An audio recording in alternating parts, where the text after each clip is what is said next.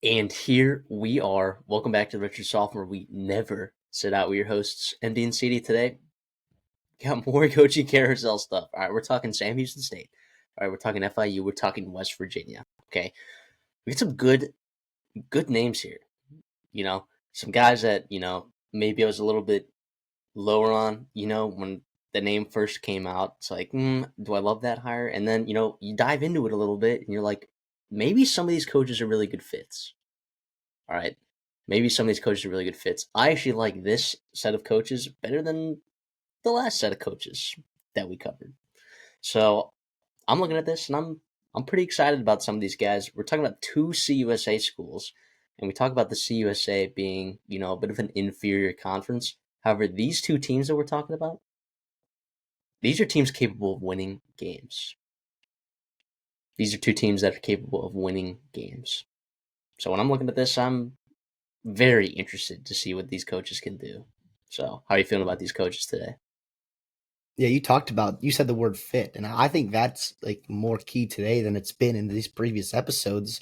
We're going to go through, and I don't think fit is everything. I think, a lot was made when Brian Kelly went down to LSU and other guys went to other places. And like, how are they going to fit in the culture and environment at these certain spots? To me, I think that's a little overstated sometimes, but I think in this scenario here, understanding the landscape of your program is more important than your fit, and I think that kind of leads to it.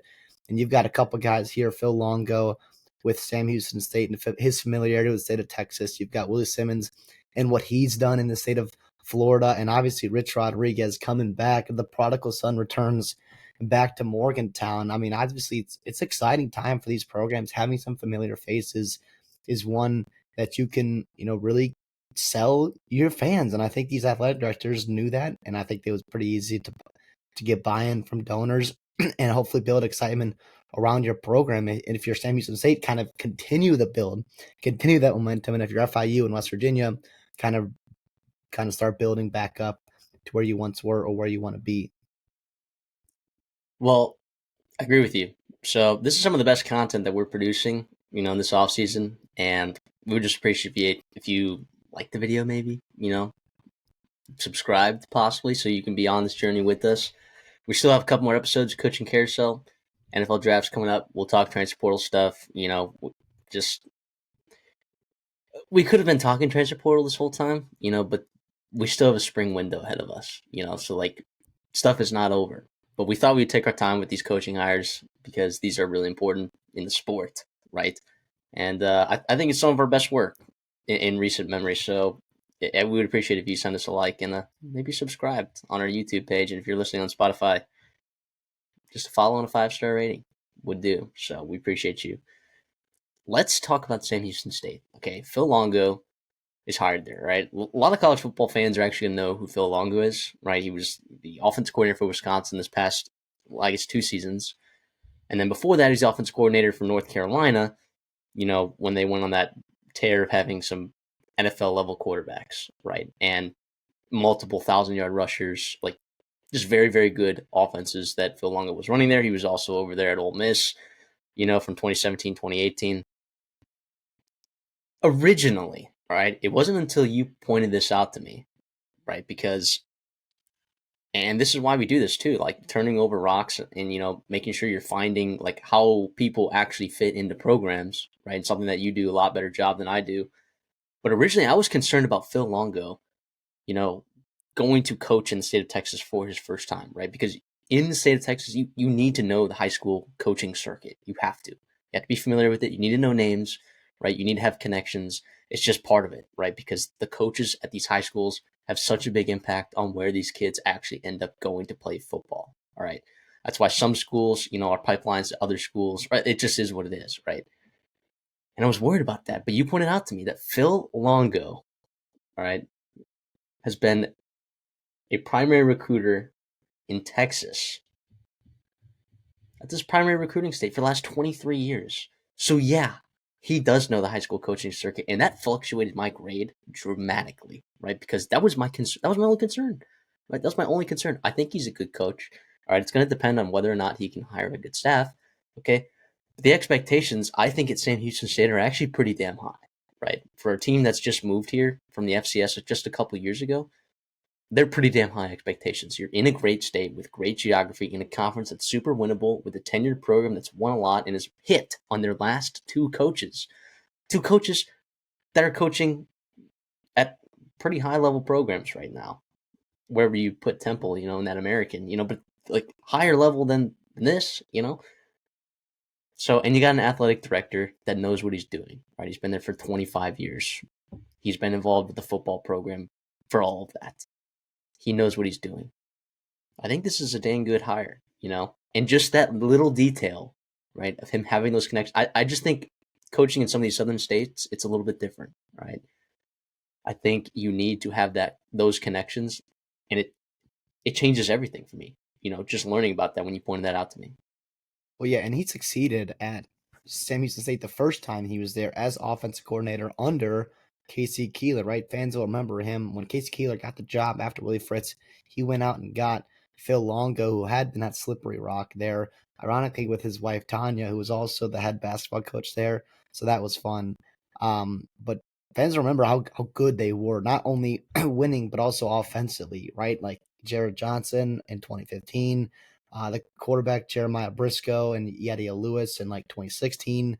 And not only were they like throwing the ball super well, which I think Phil Longo kind of gets that rap. He is an air raid guy, don't get me wrong, but he does have those principles and those values of wanting to run the football when you have to and when you can, right?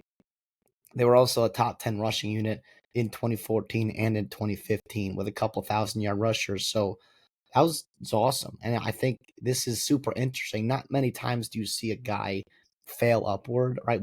We didn't work out at Wisconsin. It was kind of a big hire when, Wisconsin went over to North Carolina and got him. But it was a big overhaul from what Phil Longo wants to do offensively, philosophically, and what they have on their team, and also how he fits with Luke Fickle. We kind of talked about it where it's like maybe a little bit of a head scratcher, but give him time and it might work. And you started to see dividends pay out in 2024, and then the quarterback gets hurt, and then some things go wrong there. And obviously, he gets the can. It gives him an opportunity to kind of reset, figure out what he wants, and also the ability for Sam Houston State, right, to be able to vet him and understand that maybe Casey Keeler was on the way out, and kind of have your contacts and your list ready to go once you do. A couple of guys that were candidates for the job: Houston quarterback coach Sean Bell, Pitt defensive line coach Tim Doust, Missouri running backs coach Curtis Looper, Baylor DC Matt Powledge, Oregon assistant head coach and running back coach Rashad Samples. All six of those guys have ties either to Sam Houston State, right, or the state of Texas itself. But all of them would have been first time head coaches, which is Phil Longo, which is, I think, part of my hesitancy to see how it's going to be.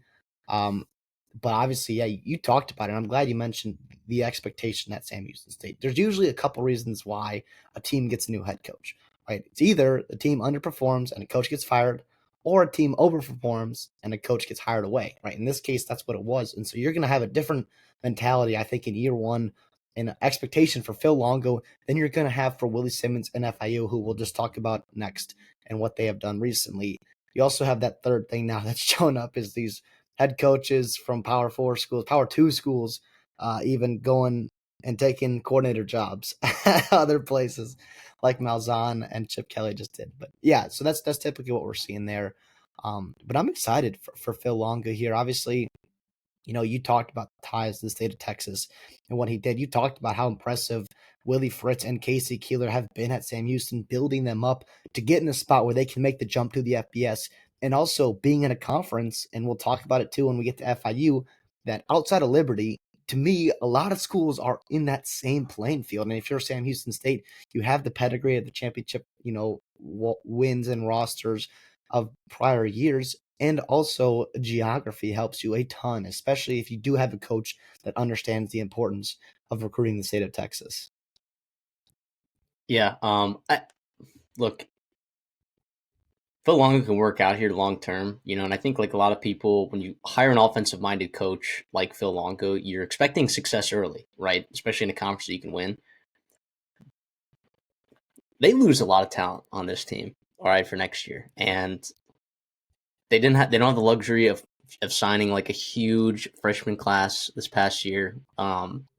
They lose a ton of people in the transport. They replenished some. I think they have, upwards of 15, 16 transfers in the portal.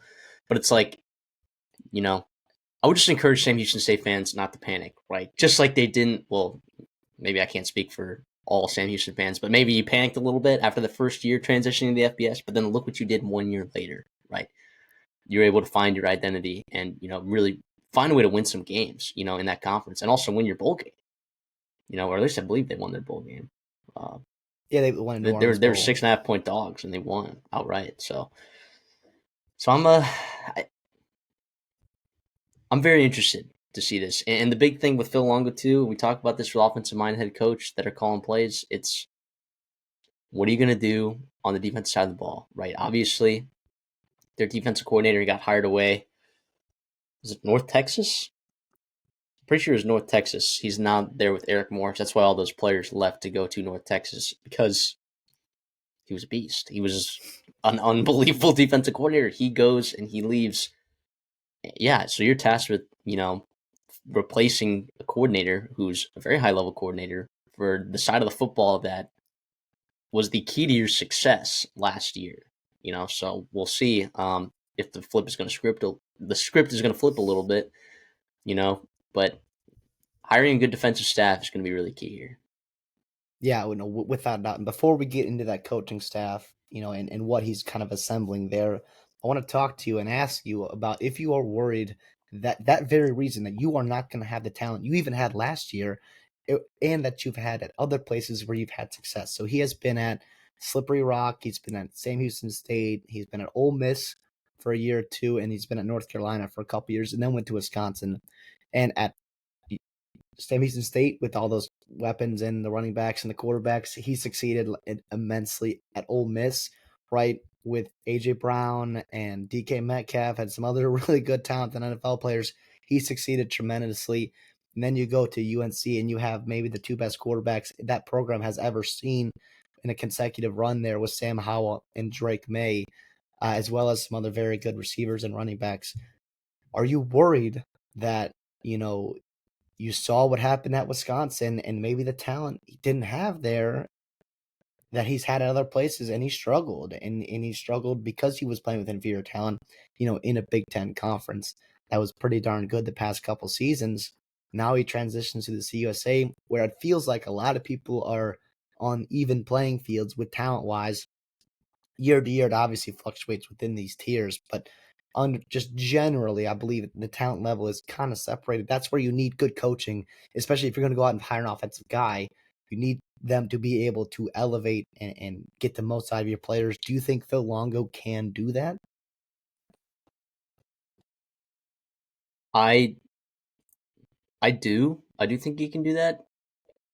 But like you said, it's an interesting question to bring up. Like, what kind of is he talent dependent? And I would like to think no, right? Like you had a lot more issues these past 2 years in Wisconsin's offense. Like It's not just him. No, it was not just him. it's not just Phil Longo, right? Like, and you weren't able to run the football the way that you wanted to when you didn't have proper quarterback play. And I guess that's a little bit concerning. Being Wisconsin. But I mean, they ran the 2023. They ran the ball pretty well. I mean, it was Braylon Allen, Ches Malusi. I mean, they ran the football well.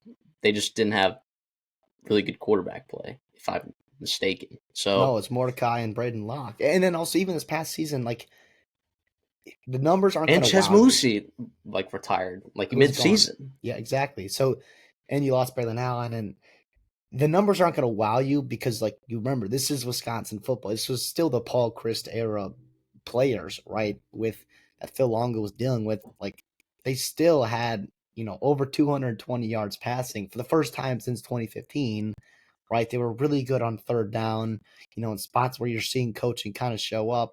Only 5 interceptions, which was huge problem, a huge problem, a couple years ago, with Wisconsin. So yeah, like you said, it wasn't perfect last year, but there were a lot of other problems, not just Phil Longo. I tend to believe that he's going to have success here. I don't know if it's going to be this. I'm not going to tell you this is a slam dunk home run hire. I do think of all the candidates that were realistic for them, it's not a bad spot to be in. A guy with success in the program, a guy with proven offensive track record, and also getting into the staff here. We only have access to a couple of these staff members so far, but I kind of don't hate it. The way it was kind of assembled. Yeah, I mentioned this a little bit earlier, okay, but with some of these new coaching hires in the CUSA, all right, I'm talking about a guy that we're going to be talking about in a little bit here, right? At FIU, I'm talking about Scotty Walden at UTEP. Like UTEP, just they got 33 freshmen committed to them this year. Like some of these teams of the CUSA, I don't think they're messing around anymore. I think they understand the kind of money that they're still able to get, into these programs.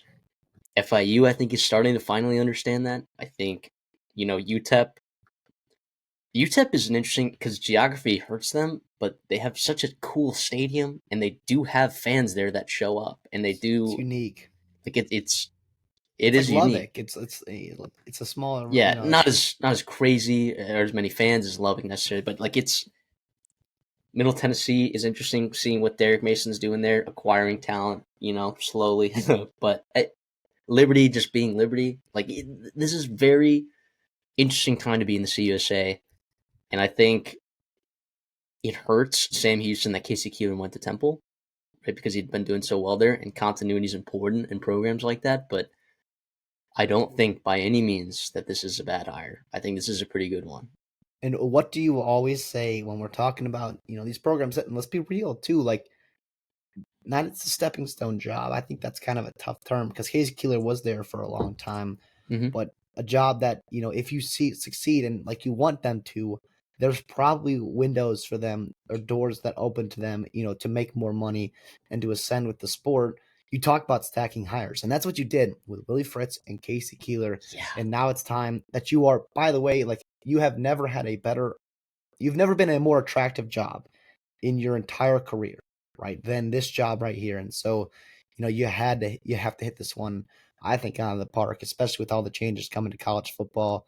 But let's get into this coaching staff here. So Phil Longo obviously will be calling plays. So keep that in mind when I talk about the offense coordinator and what his role will be. But Phil Longo will be calling plays, which is what you want him to be doing. That's why you bring him in to have that edge there with him calling plays. And also, like, when you are losing assistant coaches, elsewhere because they are doing well or whatever, he has that continuity with that offense and he can keep it a mainstay.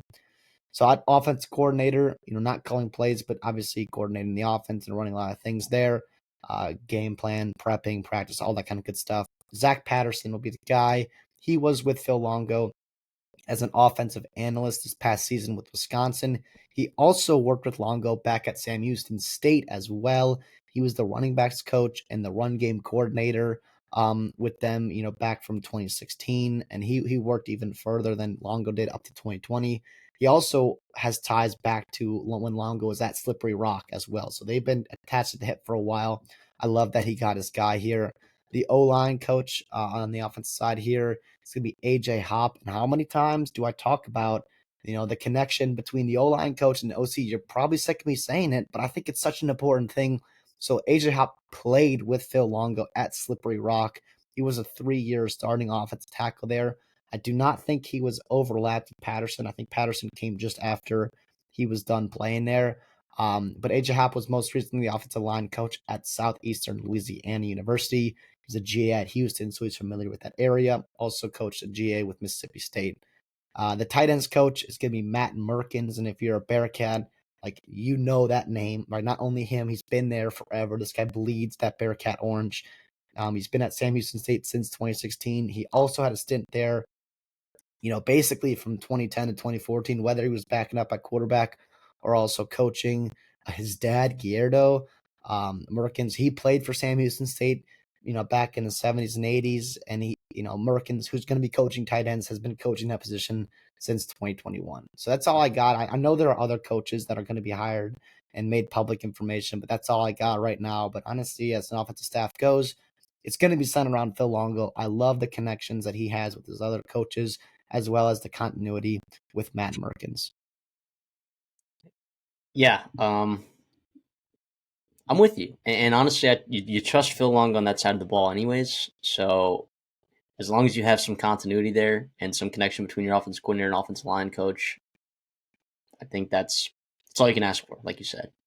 Yeah, it'll be interesting to see how they can recruit. I think Phil Longo's going to play a brand of football that's attractive, so it won't be too hard to be doing that. Defensively, defensive coordinator is going to be Freddie Autry Lindsay. He was North Carolina State's safeties slash nickels coach, has developed some pretty darn good secondaries there. He's leaving his alma mater, so NC State was his alma mater, so he's heading to be able to call plays at DC here. He was the interim defense coordinator when Tony Gibson left for Marshall, right, in that bowl game. And he does have experience calling plays. He was defense coordinator for one season at NC Central, North Carolina Central, which was a top 11 team in pass defense that year in the FCS. The cornerbacks coach is going to be Gary McGraw. Familiar with the Sam Houston State Bearcats. He coached there from 2016 to 2021. Right, a little crossover there with Phil Longo as well as Casey Keeler. He helped develop Zion McCollum, who's off in the NFL right now doing big things. He won a title, obviously, in that 2020 season with Sam Houston State. Was most recently at Southern Illinois in Tulsa as well. So he's got that familiarity with the state of Texas. The edges, again, Isaac Mooring. He has ties to the state of Texas. He coached at Texas, University of Texas at Austin. And he was where's defensive analyst this past season. Was also coached with Houston Christian and Texas State in the past. So I love that continuity there. And we're kind of seeing a trend here. I think we will see a trend here in these couple of Conference USA coaches that we will go through in the coaching staff and what they can do in recruiting in their hotbed and familiarity with what they need to do in the state of Texas. Yeah, that defensive coordinator spot is interesting because you're like, yes, he had the Tony Gibson stamp of approval, right? And you're like, well, why did he not come with him, right? Or why did he Well, not get the DC job at North Carolina State? and I would say, oh, well, yeah, I guess, but yes, that is a good point. Why didn't he get that job? And then also, why didn't he get brought to Marshall by Tony Gibson, right?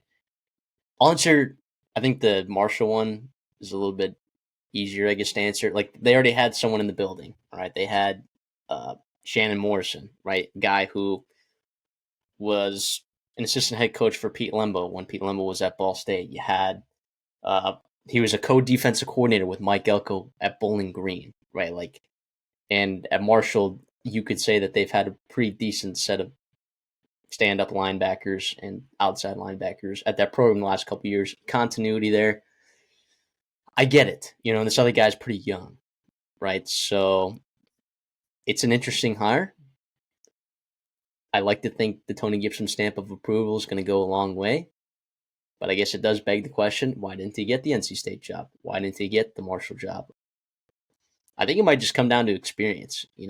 I think experience calling plays. So he has the 1 year, Yes. but like the Marshall guys has been there a while. So DJ Elliott's going to be the DC at NC State. He's been calling plays for a long time now. Was also coaching in the NFL as well. So I think part of that too, and what you need. And when you are at these low level programs, that's when you take these risks on these young guys with less experience and give them opportunities. And obviously, like they're not all guaranteed winners, but sometimes they do hit. And it'll be super interesting. You talked about how important it is to hit that defensive side of the ball with that coaching staff and how you need to hit on those guys to be able to set a foundation and culture to win. Because we saw Casey Keeler did awesome things offensively in the FCS. When they had success in the FBS and the CUSA last season, it was defensively and running the ball and having that flexibility, which I think Phil Longo does have. But obviously, you're going to need to hit on the defense coordinator and some other coaches on the other side of the ball.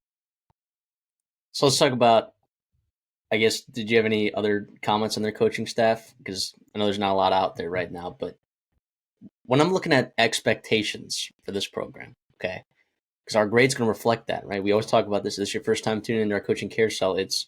We give an A if he's going to exceed expectations, a B if we think he's going to meet expectations, and a C if he's not going to meet expectations. We'd never given out a D. I mean, that would be a special case, right? Originally, I was inclined to believe that he might not meet expectations because I was not familiar with his ties to Texas as I maybe should have been. But with those ties to Texas, with his prowess on the offensive side of the football in most years, right? And what I think could be a good hire on the defensive side of the ball at your coordinator spot and the resource that you have as a program. Like the expectations, I think, are to compete for CUSA championships year over year, right? And we talked about their roster. This first year may not be up to snuff, right? And I'm sure Sam Houston fans would maybe disagree with that, but that's just what I'm looking at it, right? From an outsider's national college football media perspective. I think if you're patient, 2 years from now, you might be looking at this team and they're ready to compete. So my expectations to make a bowl game nearly every year, right? And to be competing for conference championships legitimately. I don't think you have to win one necessarily for this to be a successful tenure for Phil Longo for him to exceed expectations. So I'll give this a B plus. I was more inclined to give it a B minus, based on my previous thought on what his actual connections to the state of Texas were. But after you enlightened me, I'm a lot higher on this hire now, just from that, to be honest. It's a big deal. And it's something that we obviously, I don't think you really can overstate. That obviously doesn't mean it's going to lead to perfect wins and all that stuff, but it does help for sure. I'm a little lower. I'm gonna go B. I'm with you though on the expectations. So like pick up where Casey Keeler and Willie Fritz left off in terms of like winning records and going to bowl games, and you saw it be able to be done in the CUSA, and kind of pick up where you left off there competing for championships. Not every year, it doesn't have to be like that, but being competitive in the conference. And obviously, I think he can do that. I I'm not totally sold on him because of his lack of experience as a head coach. It doesn't mean it can't work out, but I do think it's not this slam dunk hire that we've seen and that we've been giving these higher grades for. So it's a little bit more of a question mark there and how he's going to, be able to produce in the head coaching spot, and also to the turnover on the coaching staff and in the players, and like kind of hopefully not losing the momentum that you built up these past years, right? This past year, really, and hopefully be able to kind of buck that and be able to build off where he left off. Let's get into the next coach here. All right. We're talking about FIU, Florida International University, a school that has neglected its football program for a number of years. Uh, Maybe thought they had something in Mike McIntyre. And you know what? At the time, I'm sure I would have come on here and said it was a good hire. Given his decent success at Colorado, his head coaching experience. Now you're bringing in a guy, Willie Simmons. He's got ties to the state of Florida. He's won, just about everywhere he's been. You got, a lot more interesting stuff going on inside of that athletic department. Scott Carr, I think, is doing a really nice job there trying to, emphasize building on infrastructure and emphasizing on revenue, because I think he understands that if you want to be successful as an athletic department, you have to pour money into your program and find different ways to do that. Right now, I think he's doing a really good job of that. And if Willie Simmons, is going to be the guy that's going to ride the coattails of this surge in athletic funding for this FIU program, he just might be not the right guy, but one of the right guys that they could have hired. Yeah, I'm a huge fan. I'll just come on and say I'm super excited for Willie Simmons. If you've been plugged in, in the HBCU, and if you've been plugged in, I think in the state of Florida, you know how good of a coach he is and what he can do at that program. And also, like you talked about, maybe the school neglecting his football program. It's a new football program. 2002, I think, was its first year inseminated, and then obviously 2004 was its first year in FBS, and you kind of have built a winning tradition. You've been to 5 bowl games, which is more than some other programs have been in, Yeah, that's been in the FBS for longer. But again, it's not you've something won more bowl games than Indiana has in the last 30 years. just crazy. And yeah, but yeah, exactly. And you also like being in the state of Florida, like that's going to give you its benefits, but also its downsides because there is so much to do there, and you do have other big programs, Miami, University of Florida, obviously Gainesville, Florida State, even UCF, USF now, FAU, whatever it may be. All with Um, good coaches right now, all seemingly. with good coaches that we're pretty high on. Or maybe, say what you No want about Scott Frost. Norvell, but it's Scott Frost. But it's just interesting, and also too, and Willie Simmons talked about it. Is like if you grew up in Miami, if you even went to FIU, they have tons of alumni. It's a huge, huge, 54,000 students a year. But if you grew up in FIU and went to FIU or FIU, excuse me, in the 90s and 80s, like you were a Hurricanes fan, right? In the early 2000s, you were a Hurricanes fan because this program didn't have a football team or it was brand new and whatever it may be.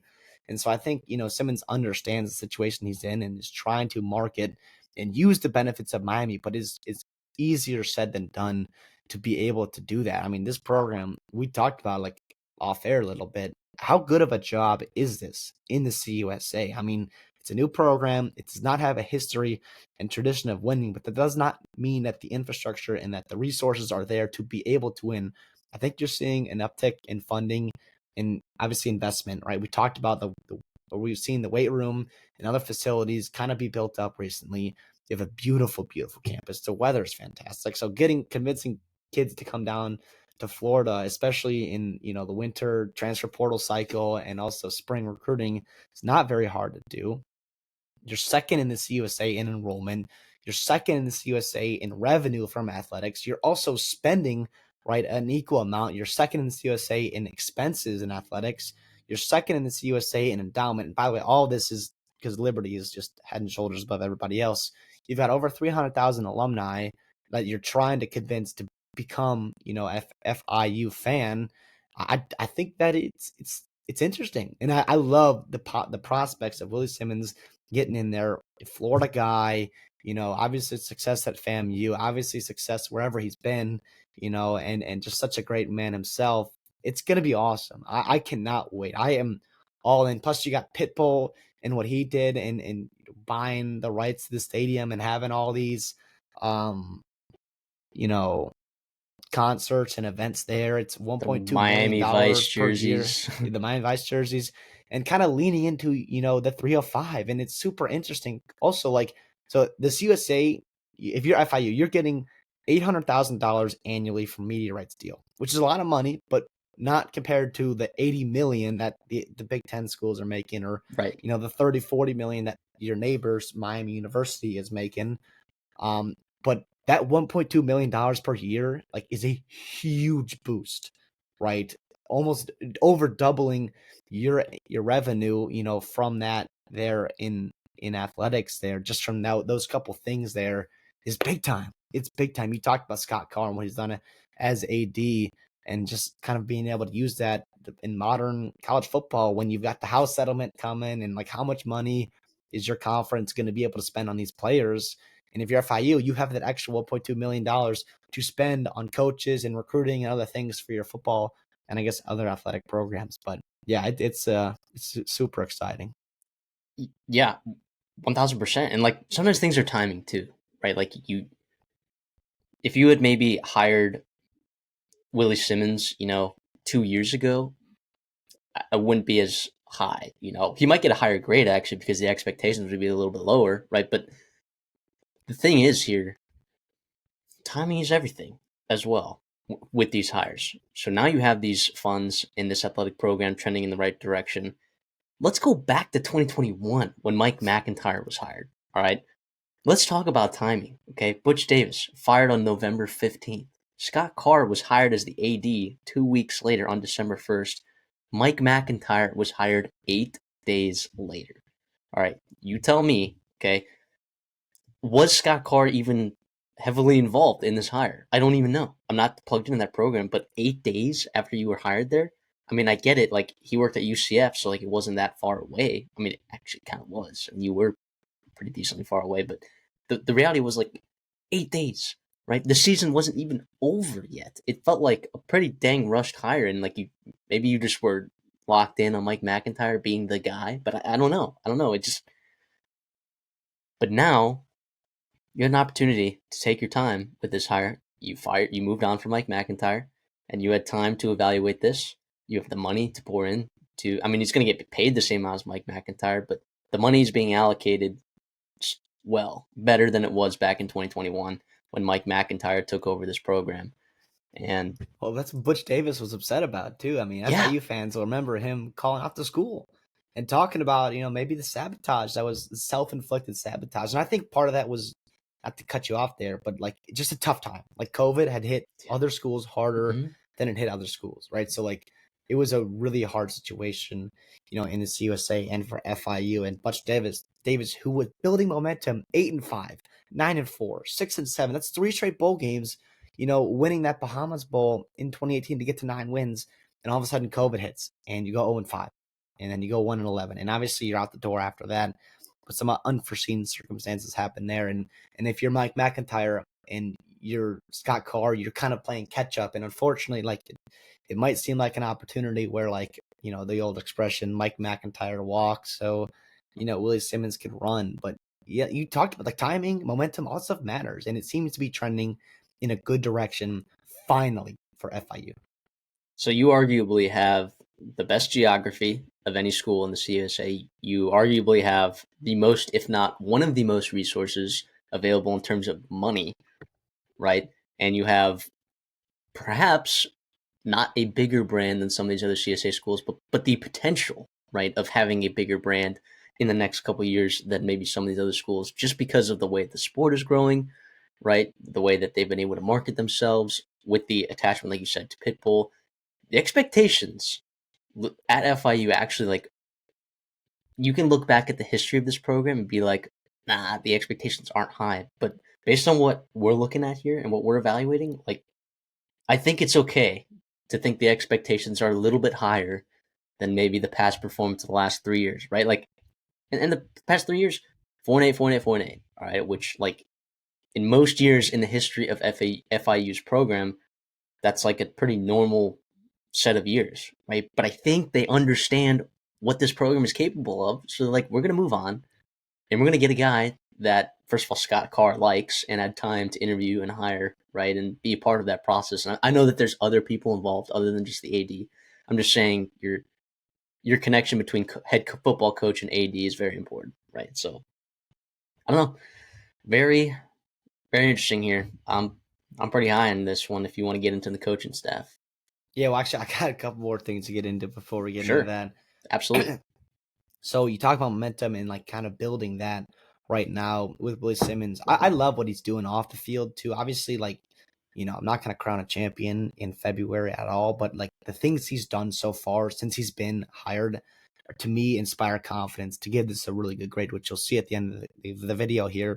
So the starting quarterback, Keon Jenkins, obviously he was a guy that was in the portal and he turned down more money to stay at home. He's a Miami kid, and Willie Simmons obviously sold him on his offense, and we'll get to Willie Simmons, what he does offensively, in a little bit. Obviously, being a hometown star as well. 10 full games as a starter, he was like 250 yards, 22 touchdowns, 6 interceptions, 62% completion percentage. Like it's pretty damn good stuff right there in the CUSA for sure. You're getting like a spring game kind of April 5th, right? Which is exciting because not a lot of schools are doing spring games anymore, right? People are scared to do that. You're also going to have off-site scrimmages like at different high schools and other spots in the city of Miami to kind of build momentum in the community and obviously get your name out there, which is super fun. And so we talked about Simmons having ties to the state of Florida. He grew up in Quincy, Florida, which is just outside of Tallahassee. His mother and a lot of his other family members went to Florida A&M. He coached high school football at, Lincoln High School in Tallahassee, coached at Florida A&M. Obviously, he's 44 years old. He's a family man. His father has 6 kids, right? Beautiful family there. He's the first Clemson player. So he played football at Clemson, excuse me. Played right? He played at Clemson. He the first Clemson player to ever graduate with a degree in just 3 years, which is awesome. And obviously, like momentum, I talked about, like seeing results right away. FIU's recruiting class, according to Rivals, is number one in the Conference USA as soon as he got there. And it was not just the previous staff. Like, yes, he was able to convince some guys to stay on, but when he had signed his contract, they had only one offensive lineman committed. And then they went out and signed 4 more guys, also in the state of Florida, who, like, are big time, actually, like, pretty darn good. legit, I think, Division I football players. Um, yeah, it's it's an exciting time here. And then real quick in terms of like what he's done, his background here. So he took the Florida A&M job, was there for 6 years from 2018 to 2024 or 2023, excuse me, as a head coach. They went 45-13, right? 34-5 in the SWAC in conference play. That's big time. They won 2 HBCU national championships. They won the SWAC championship. They won the Celebration Bowl as well in 2023. He was also the head coach at Prairie View A&M, where he was 21-11, like 19-6, in conference play. He was the first coach there in 55 years to have a winning record in all 3 of his seasons. Um, he was also the OC at Alcorn State. So he's got a lot of ties, in the SWAC and all that kind of stuff. He was also at Mid Tennessee State, not when they were in the CUSA, but when they were in the Sun Belt as the running backs coach from 2007 to 2009.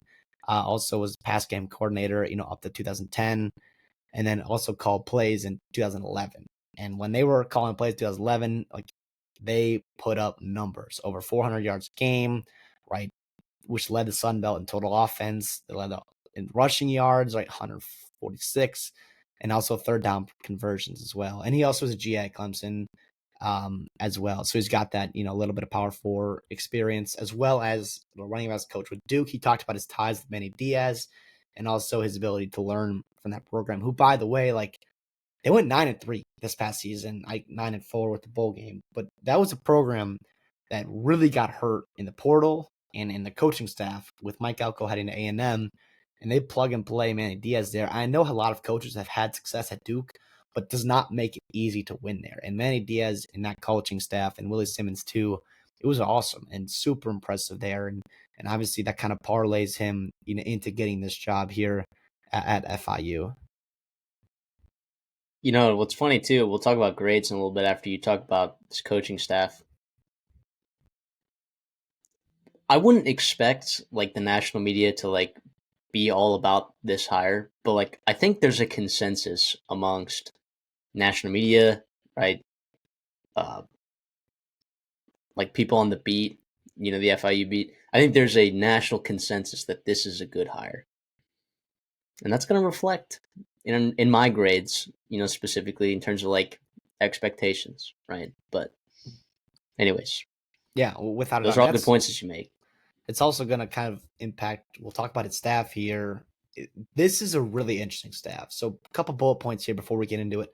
2 guys on this staff were 2 guys that were seriously interviewed for the head coaching job, which is crazy, by the way. Like that Willie Simmons was able to have that lack of ego, basically, to bring those guys in as well, knowing, and also the fact that these guys who are coming in have the lack of ego to put their ego aside and try to win games for FIU. They also had a couple of coaches that players went into Willie Simmons and was like, we need to bring him back. This guy is an awesome coach. I want him back. And having that advocacy from the players is super exciting. This is a big time Florida staff. We talked about it a little bit with Sam Houston State and what they do recruiting Texas there, and the ties that some of the coaching staff has to Texas. This is on steroids. And I think this is super intentional. Willie Simmons even talked about it before in a couple interviews I saw, how important it is for them to win back, win over, I guess, the 305, and kind of whatever Miami doesn't get, like in some other big programs, obviously, like FIU should be getting, and having that kind of continuity there and familiarity in the state. I think because it is a new program, I do think like learning and like getting around the high school, like these coaches have that familiarity, but FIU doesn't necessarily, right? So that's a big thing there to kind of start bridging that gap. And a lot of them also have been high school head coaches, which I think is awesome, understanding the market and high school head coaches in the state of Florida. So yeah, a couple bullet points there. I'm pretty high in the staff. I'm just gonna come on and say it, and you'll hear me talk about it. Willie Simmons is gonna call plays offensively, and that's no surprise there. So keep that in mind when we're talking about the offensive staff. Um, so the offensive coordinator and the quarterback's coach, right? Not going to be calling plays, but obviously having a lot of responsibilities, is Nick Coleman. Nick Coleman has ties to, Simmons when he was at Middle Tennessee State back in 2010, when he was a GA, for Willie Simmons. He was also the UAB quarterback coach past couple seasons with Jacob Zeno. who had actually pretty damn good seasons there and parlayed that into be able to transfer into the SEC with A&M. He's really one of the only coaches that doesn't have crazy FIU ties. So getting or crazy Florida ties. So the tight ends coach is also going to be the assistant head coach. He was a guy that was also interviewed for the job, right? This is Frank Ponce. He coached T.Y. Hilton back at FIU. You remember that? As the wide receiver coach there, he was also a really good high school head coach in the South Florida. He also most recently was the OC at Appalachian State and putting up big time numbers with Joey Aguilar, some running backs, and some wide receivers there in the Sun Belt. The wide receivers coach is going to be Jelani Barasa. He was wide receivers coach, at Youngstown State. Most recently, the past couple seasons, so the past 5 seasons before that, he was with FAMU, Florida A&M, as a wide receiver coach for Willie Simmons. He's also a native of Miami. He played at Miami Killian High School. The running back coach is Bedrick Hippolyte, very familiar with the state of Florida, right? So he coached at Miami, Florida. He coached at UF. He was the OC at Florida Memorial. He also coached at other, South Florida high schools like Hollandale, Miami Edison, and Booker T. Washington. So you're seeing a trend here, right? In South Florida, but in the state of Florida as well. And lastly, on the offensive staff, the O-line coach Edwin Pata. He was with the University of Miami for 5 years, with Mario Cristobal and obviously the previous staff. He was a GA with FIU from 2010 to 2013, so has that familiarity. He's a native of Miami. He also coached at Florida A&M, not when Willie Simmons was there, but before that, from 07 to 010 or 07 to 2010, and then also a second stint 2013 to 2017. So not that there's crossover between the two, but obviously the connections with the mutual people that they did meet. He also played, for FIU when he was in college. So that's the offense staff there. You're seeing a theme, right? And it's going to continue in the defense staff And there. it's awesome. Yep. Fit matters. It should. It does. Yeah, and Willie Simmons, obviously, like in similar sense, we talked about Phil Longo and other coaches. Like you're seeing a trend with offensive coaches, like in G5, especially. But like that's his side of the ball. Like he needs to get that right. Like or you trust him to get that right, obviously. And so now you're bringing in him with schematically, him with culture, but now you're bringing in some really good recruiters that you're hoping you can kind of lock down the state of Florida the best you can. 100%. And then we talk about it with offensive minded head coaches, the defensive side of the ball is going to matter a lot. It just is. Yeah, so the defense coordinator is Javon Dewitt. He was another guy that interviewed for the job. He's been the defense coordinator for FIU the past 4 seasons now, having a couple good seasons and honestly spots where they did play well, in that defense there. Safeties coach as Kenneth Gilstrap. He's also, I think, going to be the special teams coordinator. He was at Florida A&M with Willie Simmons, back in 2018 as the cornerbacks coach. He was also a special teams coordinator at Middle Tennessee. Last year, he was with Nick Coleman. Obviously, I talked about the OC, obviously different sides of the ball, but on the same coaching staff at UAB as the DB coach there. The D-line coach, Kenichi Udezi. I hope I pronounced that right. This was the guy that, the team like made a point to bring him back as the defensive line coach. He was the outside linebackers coach last season. As a player, he was a fantastic player. First round pick out of USC. Really, really good at rushing the passer. Obviously, coached in the NFL as well.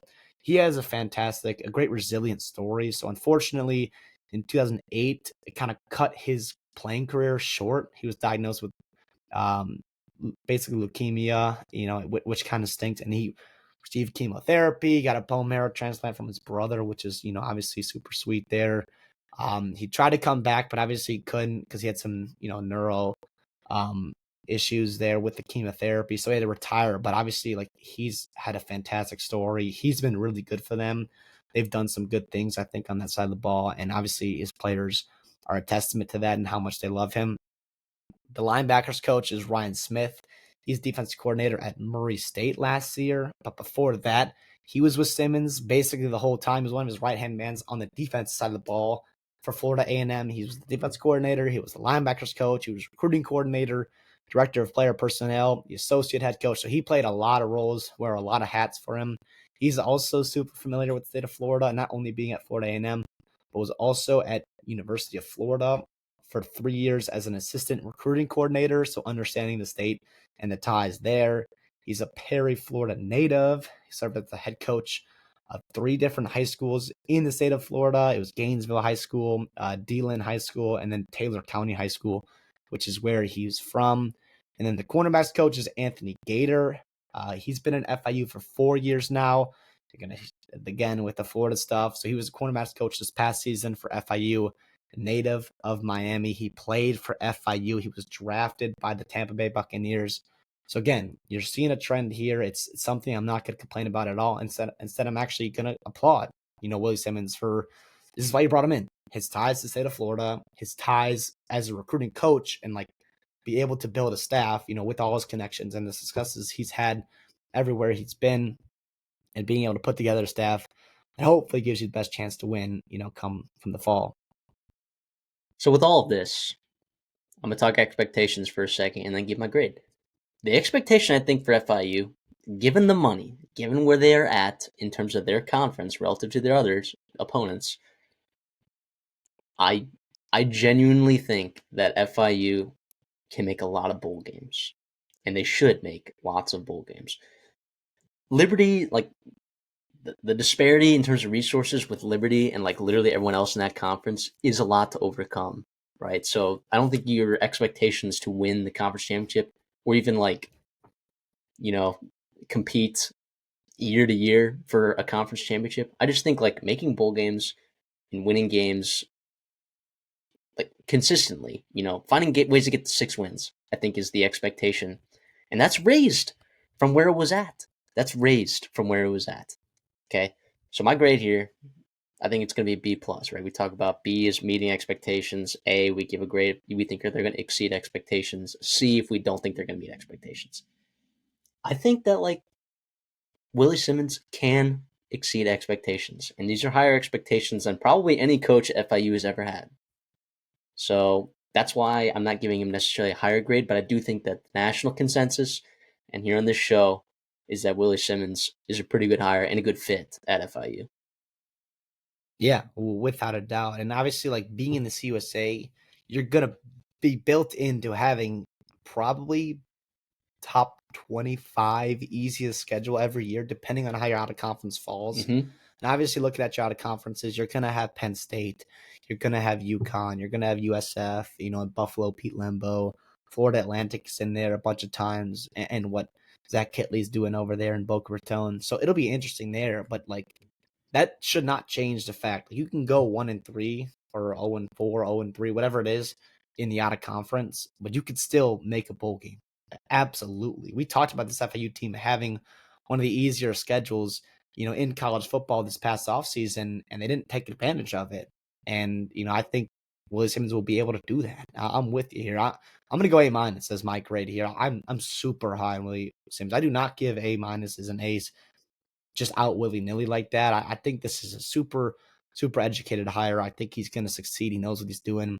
It sounds like he's being very intentional with how he's going about this and how excited he was. I think he's been waiting for an opportunity like this, being at Florida A&M for so long, having success there. Moving to Duke was a super strategic play for him to put himself in position to get a job like this.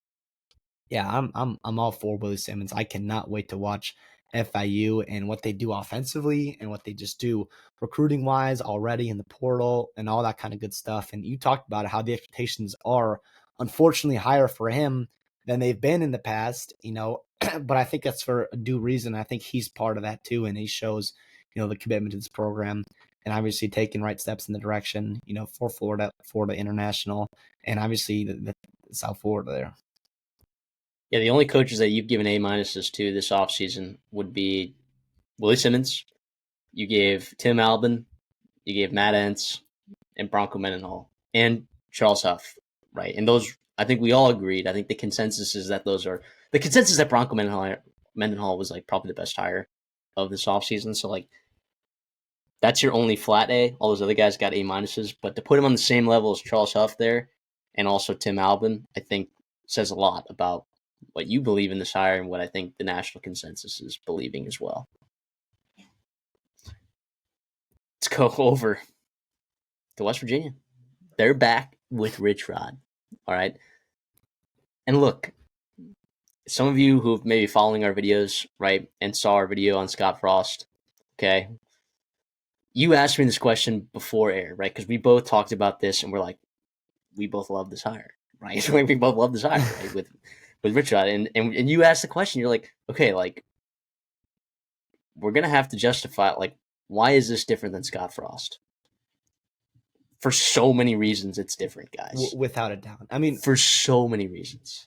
first of all, obviously, if you're a West Virginia fan watching this, or even just like you know who Rich Rodriguez is, obviously, and the success he had, at West Virginia, especially there, and also too, like, and I'm not, this is not going to affect my grade because I don't think it should really, but like his relationship with Pat McAfee, I think is one that's just interesting, right? Because Pat McAfee, loves to like give out money and all that kind of stuff and like do all these fun things. And like, I think that's going to be a fun partnership. They're obviously like, it's not the end all be all. It's not going to change my grade at all. But like that kind of relationship he has with Pat McAfee, I do not think is only just with Pat McAfee. And in a day where fundraising and buy-in is so important, I think Rich Rod gets it. He's been in a lot of different programs. He learned what he did wrong at Michigan. He went to Arizona and had actual success there, by the way. And in Arizona, I think, you know, Jed Fish, I think this past couple seasons, like that kind of spoiled you into what that program actually is. Like it's hard to win there. And he did that. He was a record coach there. He also, did his dues, being offensive coordinators and analysts, in the lower levels, working his way up to Jacksonville State, bringing them up to FBS, having crazy success for 2 seasons, and now he's back to West Virginia. And like you said, like this is different than Scott Frost. Scott Frost, like hit it big 1 year. He has made a ton of money on 1 year of coaching. And not to say that he's a bad coach, and not to say he can't replicate that in multiple years at UCF. I just find this so much more safer as a hire. People labeled, the Scott Frost hire as like a safe hire, bringing him back to UCF where he's won before. To me, No. this is much, much, much safer than that kind of hire. Rich Rod, you know what you're going to get from him. I think you know what you're going to get offensively and his kind of brand there. He's also like a West Virginia, like through and through. Born in Granttown, played for West Virginia. This is his fourth different stint as a Mountaineer, as a Mountaineer coach, right? So he played for him. He was a coach a couple times. Obviously, he was the head coach then, and now he's back. Yeah, you talked about. I think it's just a funny thought to kind of go through, and it's a good thought exercise to be like, okay, why is this better than Scott Frost? Because there are similarities, and we're gonna have different grades than we did on Scott Frost, and obviously a different tone going into it than we did with Scott Frost. And they'll be playing each other right in the Big 12, so that's also hilarious too. But yeah, this is awesome. I think West Virginia and Rich Rod, I think is a great fit for college football. I think it'll be very fun. Yeah, the interesting part that I found with grading this higher, though, it's like, because everything's relative, right? We're going to say this over and over again, right? Because we cut each coach into individual videos, right? But it is imperative that you grade these coaches relative to expectations, right? My difficulty was finding like what those actual expectations are for the program of West Virginia, right? And do those expectations raise literally just because you hired Rich Rodriguez? Like, I want to believe yes, and as silly as that is, as a fan base and like from national media perspective, like just because you literally hired him, the expectations have already raised. Even though this program does have the expectations, it does have a decent history of success in the modern college football era, and while it's difficult being in the Big 12 with their geography, like it's not bad geography. You're right there in Pennsylvania, basically. West Virginia has decent talent. Ohio has decent talent that you can get into, and they've had a lot of success before. And Rich Rodriguez is literally coming from Jacksonville State, right, where he took that program, right, in just 2 years and absolutely changed it around insanely, right? At the Division One FBS level, he had success both years that he was at the FBS level, and like running the ball more effectively than any team in college football this past year. That's a big deal. And for a team that should have run the ball better than they did last year, that's very it's very how do you say that, like, just comforting knowing that you have a potential to actually use your elite running backs and offensive line effectively. Yeah, now obviously we're hoping Jaheim White stays a Mountaineer. Obviously, we don't know what's going to happen. With who Chad Scott going over to Texas, so the running backs coach. But all intents and purposes, I'm assuming Jaheim White's on the team, and that's not going to change Mike Ryan that much, right? Like it's one player. No, He's an elite football player, obviously, but Rich Rodriguez will be just fine. I mean, we saw what he did with Trey Stewart and Tyler Huff this past season. I'm not too worried about that. So let's talk about the contract that Rich Rodriguez signed. So he signed a 5-year deal. It's like $18.5 million. He's guaranteed 7.5 million, and also gets other like incentives for his support staff and one other things. So he'll make 3.5 million in his first year. Every year after that, it'll make basically 100,000 more for a couple seasons, and then they'll have a discussion about a potential extension, whatever that means. I mean, doesn't guarantee nothing, but boom, boom, boom. Um, they also are buying out his contract at Jacksonville State, so it's 1.25 million. So West Virginia will pay that.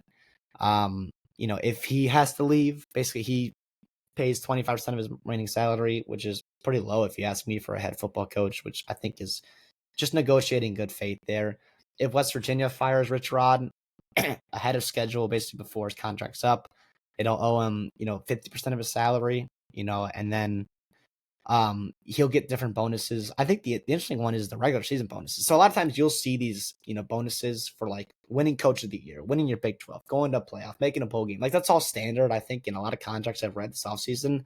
The interesting one is the regular season win total. So if he wins 8, he gets $100,000. It's 9, it's another $100,000 to $200,000.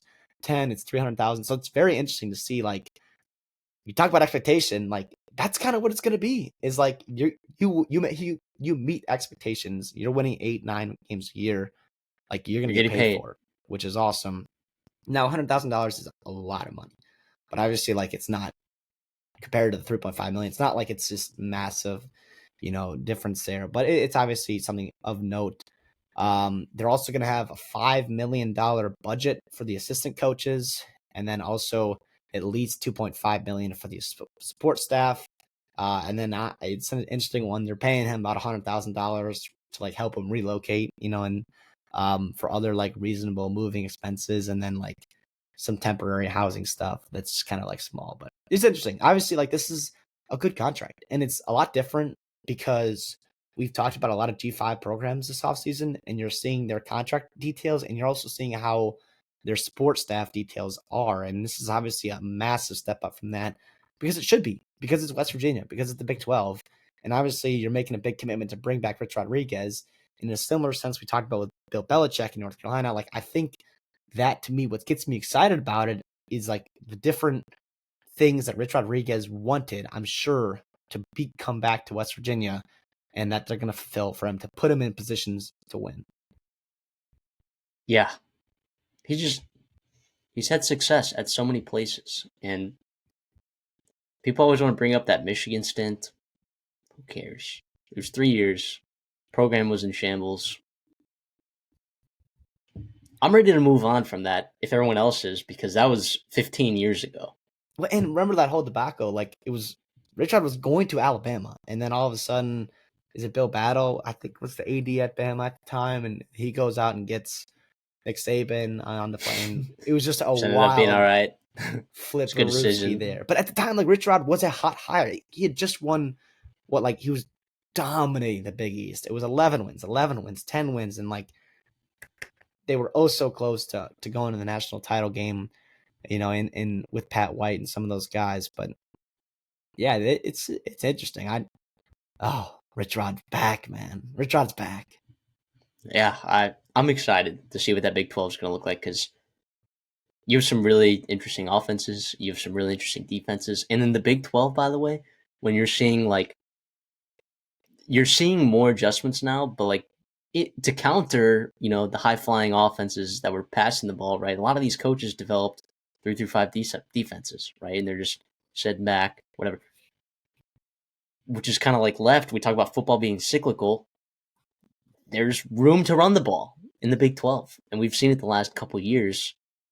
Some of these coaches still haven't changed off of their 3-3-5 defenses, which is unbelievable, right? And a lot of these coaches, we call them 3-5 defenses, but they're really like multiple, and like they'll give different looks. So like there is adjustments from some of these coaches, but you can run the ball in the Big 12.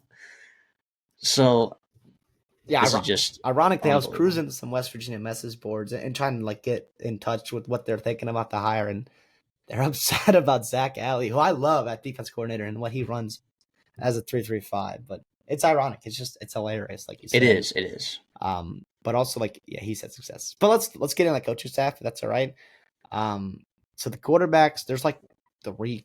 So again, keep in mind here, it's going to be a lot different talking about West Virginia than it is talking about other conferences because that we've done in the G5. Remember, I think in June there was a vote to remove like limitations on how many on-field coaching staff members could be provided to help on game days. So like previously you were only allowed to have like the head coach and then 10 assistant coaches, and that was it on field. And then you had all your analysts and everyone else in the booth. But now it's a lot different. So you're going to see a couple different, like you're going to see more coaches we'll talk about here in West Virginia than with some other programs just because of that. So just keep that in mind when you see three different quarterbacks coaches. Okay, so quarterbacks coach is Rhett Rodriguez, and there's going to be a lot of familiar names here in the quarterback room. Rhett Rodriguez is Rich Rodriguez's son, and so obviously we know our West Virginia fans were just thrilled with that and some nepotism there. But no, he was an analyst at Jacksonville State this past season. He's had success and has like a lot of experience working with quarterbacks and obviously that chemistry with his father. So that's interesting there. Another other quarterbacks coach is Travis Trickett. He was on Neil Brown's staff, back in from 2019 to 2021. He was also a student assistant for Rich Rodriguez from 03 to 06. And then other quarterbacks coaches, Pat White, right? Pat White is back.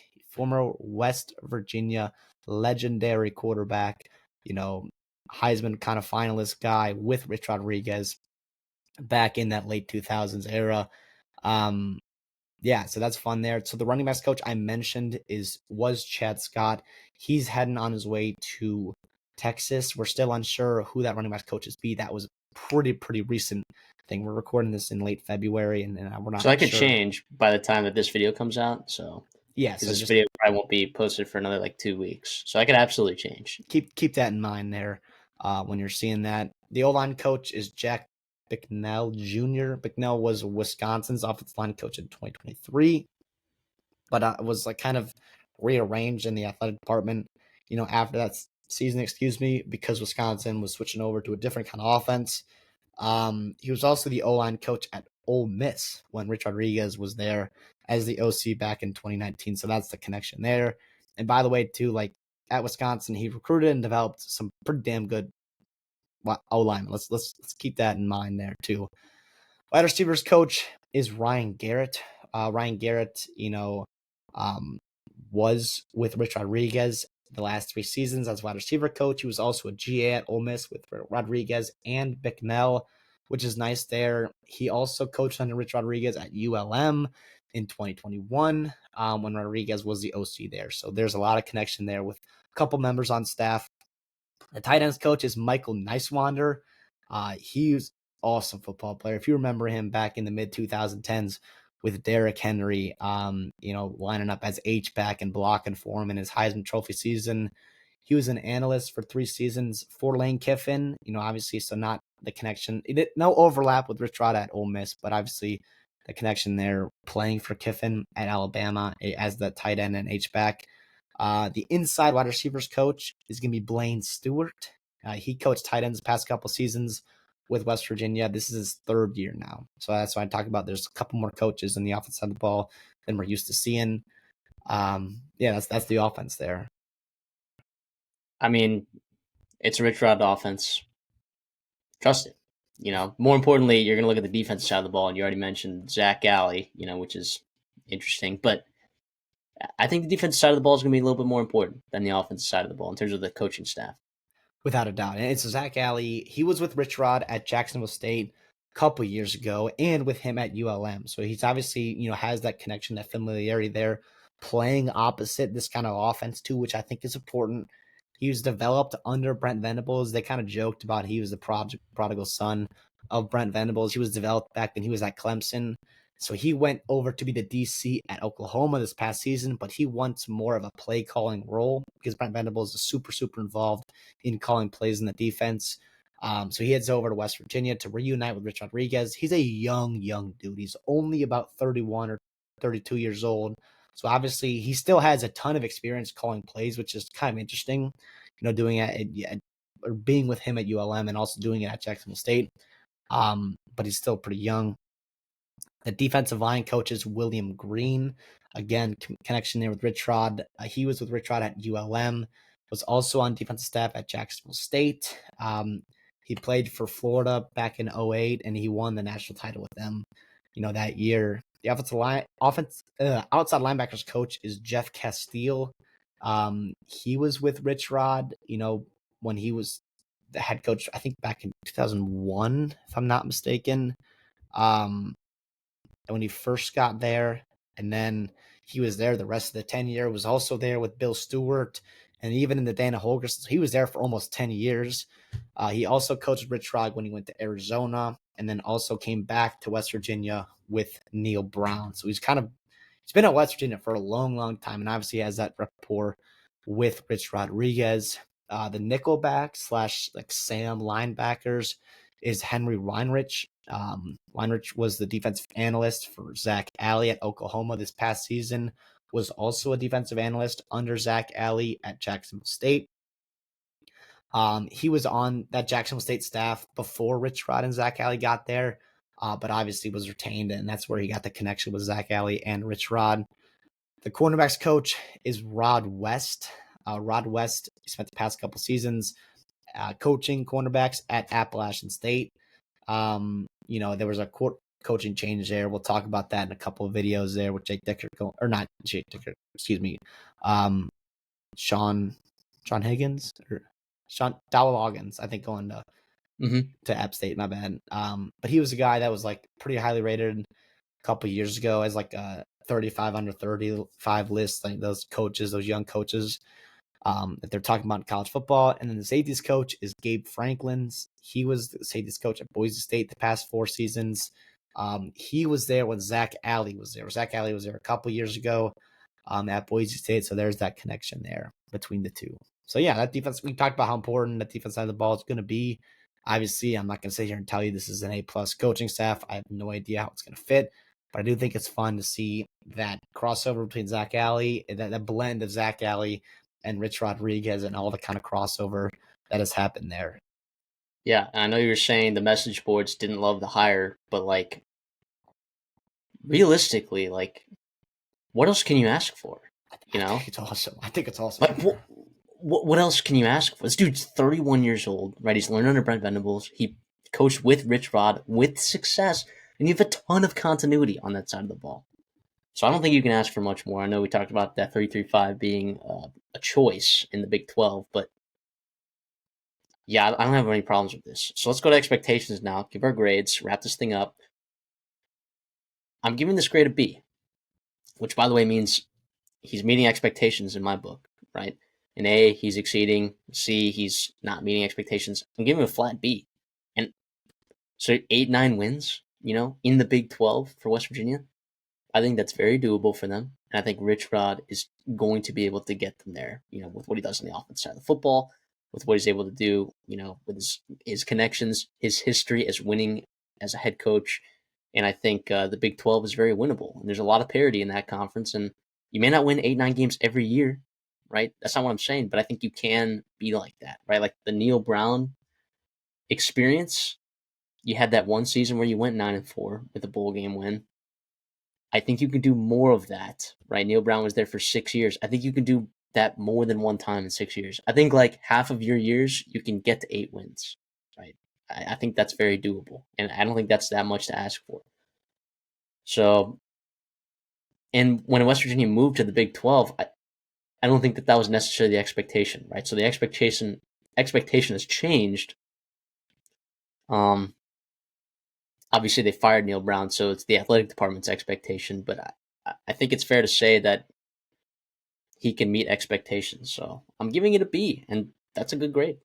Yeah, I'm with you there. I'm a B plus. I'm a little bit higher, but I think part of the reason is like your expectation increases a little bit with Rich Rod, and I think that's totally fair. Mine, I'm just gonna kind of go off of what's been the reality the past 7 8 years, and I think like 7 8 wins I think keeps his job there. And so I think like you said, getting to 9 wins a couple times, 10 wins, and he's a guy that's won 10 games a lot of times in his career, and I would not be surprised if he does that. And by the way, the Big 12, say what you want about it, like it's easier than it's ever been. That in West Virginia's tenure there with all these changes, obviously Texas, Oklahoma leaving, and you've got that influx of the American talent. Although you saw BYU have success this past season, as well as Arizona State, a couple of Pac-12 schools. But yeah, I'm excited. I'm high on this one here. Obviously, a B plus. I think is you're gonna say that and like maybe not get excited about it, but I think this is a good hire. I think what you did with resources available. It was not surprising that you moved off of Neil Brown, but I think we were like, well, maybe he bought himself another season. You battled injuries this year, but I do think that it was disappointing. I think you were tired of hovering around 5 6 7 win area there, and now I think this puts you in a spot where it is a safe hire. I do think you will have a higher floor than you did under Neil Brown, but I also think you have that upside there to pop when it does pop for Rich Rod. And I do think West Virginia football being back and being good is great for the Big 12. It's great for college football and all that kind of stuff. That's going to do it for our coaching carousel episode today. Thank you for tuning in for these three coaches. We got more coaches ahead of you. We got what? 7 coaches left to still talk about. So make sure you're locked in. And to do that, just going to hit that subscribe button. Maybe toss us a like if you like the content. You just got to like the video. Okay, it's what we have here. It's pretty simple. It's just at the bottom of your phone right there. It takes 2 seconds. And we would appreciate that a lot. And we've appreciated your support so far this last, I guess year and a half now of us being able to do this, and can't wait for more. Coming up on 2 years of having been doing this, so we're getting better at this. We think sometimes, and we appreciate you guys being there, part of the journey. So, CD, anything for us on the way out? Yeah, I've enjoyed doing these. Hopefully, you guys are enjoying learning about these coaches. Even if you aren't fans of West Virginia, and FIU and Sam Houston, I think it makes you a better college football fan, a more well-rounded supporter of the sport. I think we do a good job of not being partial to any specific conference. And if you like that, obviously, like Matthew said, subscribe and like, because we'll be doing that, for the rest of the offseason and having a good time with that. And we'll see y'all in the next one.